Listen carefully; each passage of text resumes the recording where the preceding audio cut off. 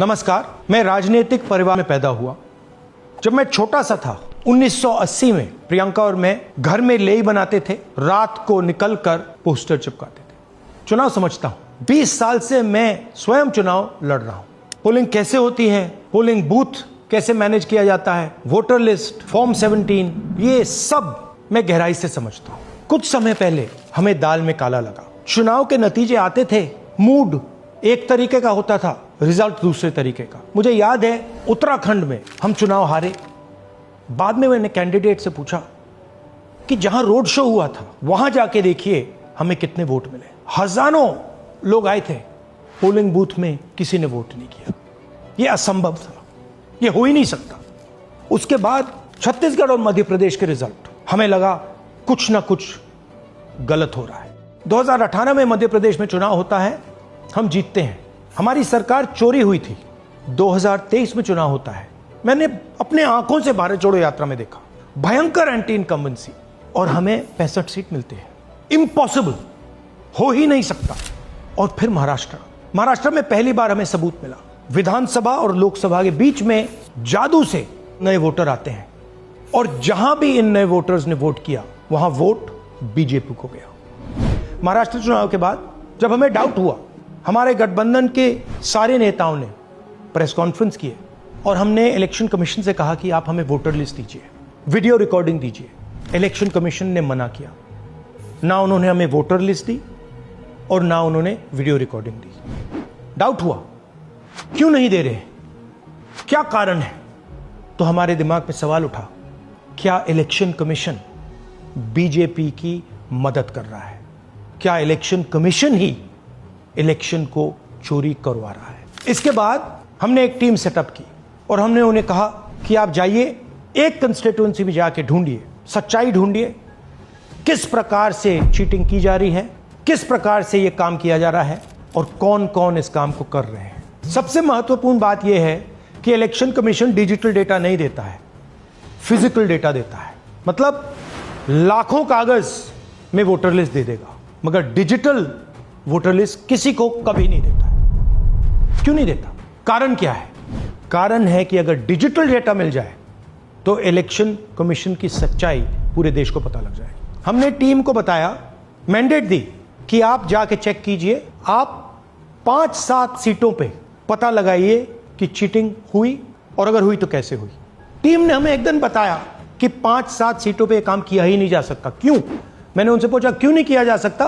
उन्होंने मुझे ये कागज दिखाए। ये जो कागज हैं, ये एक लोकसभा के कागज नहीं है, ये एक विधानसभा के कागज है, और इन कागजों को हमने मैन्युअली सॉर्ट करना पड़ा। और पूरा का पूरा काम जो हुआ है, इसमें 6 महीने लगे हैं, और एक असेंबली सीट में हम ये काम कर पाए हैं। क्यों?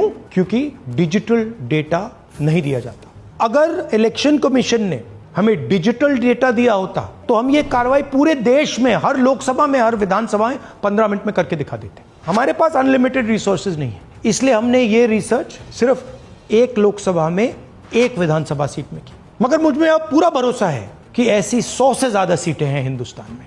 जो यहां हुआ है उन सीटों में भी हुआ है। और याद रखिए, अगर बीजेपी को 10-15 सीटें कम आती तो आज नरेंद्र मोदी प्रधानमंत्री नहीं होते, इंडिया गठबंधन की सरकार होती। जांच ने 5 तरीके की चोरी पकड़ी है।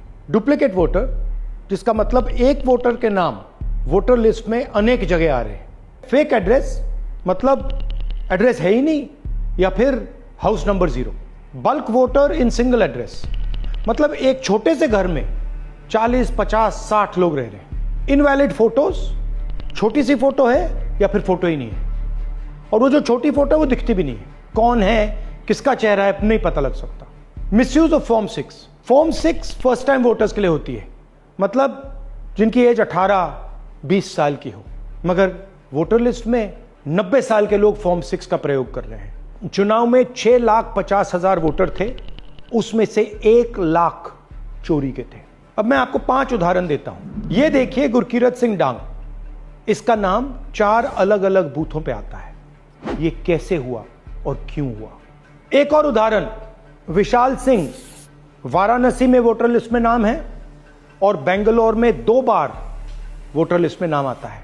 क्या ये वाराणसी में वोट कर रहे हैं या बेंगलोर में वोट कर रहे हैं या दोनों जगह वोट कर रहे हैं। एक और उदाहरण देखिए, हाउस नंबर 0।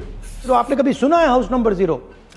हमने तो नहीं सुना था, मगर बेंगलोर में हजारों हाउस नंबर 0 हैं वोटर लिस्ट पे।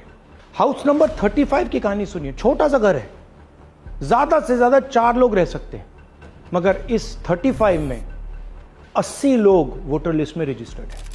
ये ईआरओ ने कैसे अप्रूव किया, क्यों अप्रूव किया, पता लगाना है। अच्छा, अब ये देखिए वोटर लिस्ट, इनकी फोटो देखिए, या फोटो है ही नहीं या फिर छोटी छोटी फोटो है तो दिख नहीं सकती। इन वोटर आईडीज पे वोट दिया गया है। अब मैं आपको बताता हूं शकुन रानी की कहानी। फर्स्ट टाइम वोटर बनी है, 70 साल की आयु है। एक बार फॉर्म 6 का प्रयोग किया और उसके कुछ ही महीने बाद दूसरी बार फॉर्म 6 का प्रयोग होता है। 2 बार इनका नाम वोटर लिस्ट में आता है और फर्स्ट टाइम वोटर की लिस्ट में आता है। ये फर्स्ट टाइम वोटर हो ही नहीं सकती। तो क्या शकुन रानी जी ने वोट किया या किसी और ने शकुन रानी जी के लिए वोट किया?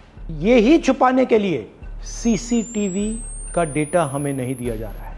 और ये शकुन रानी जी अकेली नहीं है, ऐसे हजारों लोग हैं जिन्होंने फॉर्म 6 का प्रयोग करके 2-3 बार वोटर लिस्ट में नाम डाला है। हमने पहले इलेक्शन कमीशन से इलेक्ट्रॉनिक वोटर लिस्ट मांगी थी, सीसीटीवी फुटेज मांगी थी। उन्होंने अपना काम नहीं किया, हमें नहीं दिया।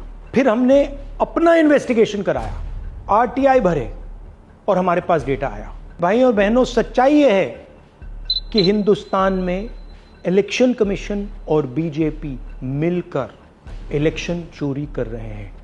यह पूरा का पूरा सबूत ब्लैक एंड व्हाइट में आज हमने आपको दिया है। इलेक्शन कमीशन जानता है कि हमने उनकी चोरी पकड़ ली है, इसीलिए एसआईआर आया है। यह एसआईआर जो है इंस्टीट्यूशनलाइज चोरी है। इलेक्शन कमीशन खुलकर बिना डरे बीजेपी के साथ मिलकर चोरी कर रहा है। और ये जो एसआईआर है, इसका लक्ष्य गरीबों का जो हक है, उनका वोट जो है, उनसे चोरी करने का है। मैं आपको एक और बात बताना चाहता हूं। इस पूरी इन्वेस्टिगेशन में हमने वोटर एडिशन को देखा है, मगर जितना एडिशन होता है शायद उससे ज्यादा डिलीशन होता है, सबट्रैक्शन होता है। तो ये सिर्फ एक मेन तरीका हमने पकड़ा है, दूसरे तरीके पे हमने इन्वेस्टिगेशन की ही नहीं है अभी। मैं इलेक्शन कमीशन और इलेक्शन के ऑफिसर्स को साफ कह रहा हूं, आप जो कर रहे हो गलत कर रहे हो, ये ट्रीजन है, देश के खिलाफ है। ये मत भूलिए, टाइम आएगा हम आपको पकड़ेंगे, बचने वाले नहीं हो। It is critical that we expose voter चोरी।